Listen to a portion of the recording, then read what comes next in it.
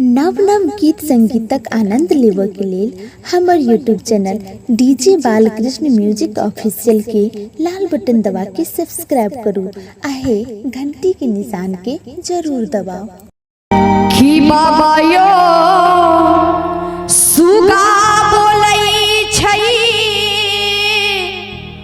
मंदिर छोड़ छोड़ खपरा पर आसी धरब हम केकरा पर।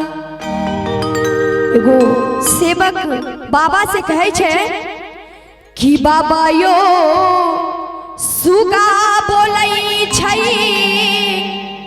मंदिर छोड़ छोड़ खपरा पर आसी धरब हम केकरा पर।